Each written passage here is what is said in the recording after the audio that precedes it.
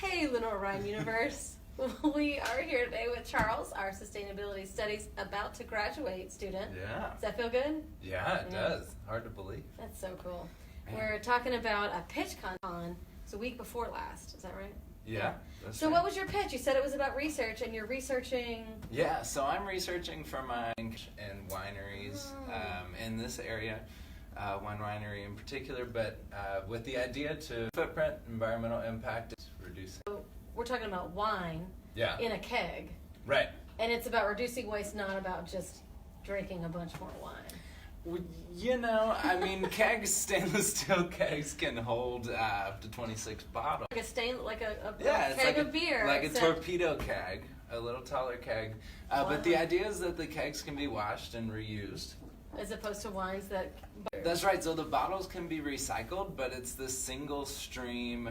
Wine goes into a bottle, and then you pour the wine from the bottle, and then it goes straight into the recycling bin and or landfill, since glass recycling is really...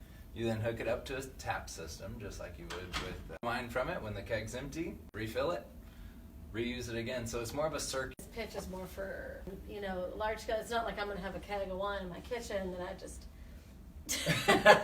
Yeah, so it wouldn't be selling kegs to consumers. Individuals, okay. Right, it'd be more for the wineries themselves that are making wine on site, and they would be the customer that would be investing in this keg wine system. With the main idea really being in the tasting rooms themselves, so the bottles being sold to consumers would still be Bottles. happening. But in the tasting room, where the medium through which, or the vessel, let's say, there's a little pushback as far as consumer preference, but that's starting to be broken down as some of the traditions that are in the wine industry are changing. But if you think about it, in a winery tasting room, you're just tasting the wine. You aren't purchasing right there, so it makes sense. Yeah. This you got second place in the contest. Yeah. for your, and this is for research. Right. And are you researching like how much waste can be reduced or the cost benefit analysis? Yeah, so What's the research for my that? main research would be for wineries that wanted to implement a keg system or a kegging process, and looking at the cost benefit analysis of that. So what is the return on investment for a winery that wants to implement this system? Say they have an upfront cost of $30,000. In a large winery, how much time would it take for them to recoup that investment with different programs that they could implement throughout the winery using a keg wine system. So that's the kind of research focus side, and also looking at small wineries, medium-sized wineries, and then also large-sized wineries.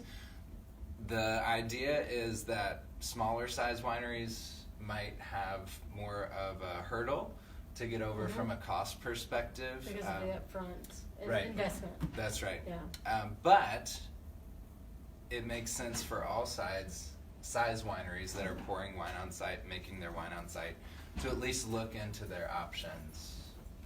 Yeah. So about the contest that you won, what did you win? Yeah, so this was done at the Collider. Yeah, the Collider's which Climate was awesome. Con. Yep, and the summit particularly was when the pitch conference was, and that was where we had a bunch of students from all around the area come, and I won a Go Local card, which is really cool. Looking forward to using that at some local restaurants and businesses, and also got to do a membership, so a student membership at the Collider, which gives me options to go to events and get discounts on tickets, and also enjoy the space, do a bunch of networking with people in that space, specifically businesses and business professionals that are really working towards climate solutions. So I'm really excited about Very that. cool. Yeah. So do you feel like a rock star? You apparently are. I feel great. This program, this sustainability program in particular, the school has been fantastic in the community, and that has just absolutely blown me away with the investment that Lenoir-Rhyne has put into their students and into this community.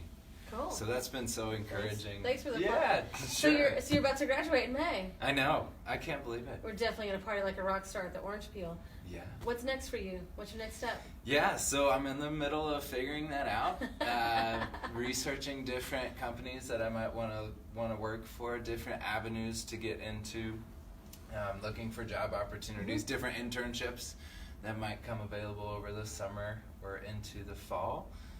After graduating in May, I will have one more class to finish up in August, and that time I'm looking to use really to do networking and to meet new people, discover new businesses, and put myself out there to say, hey, how can I best use my skills to help you?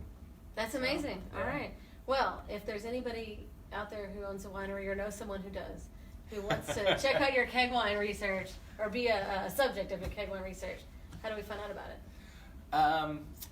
Best way would be to get in contact with myself or with Keith McDade, and I'd be happy to share info about what I've found, some of the numbers that I've done, and then also, go deeper into my research with one of the local wineries here and what that's looking like. So.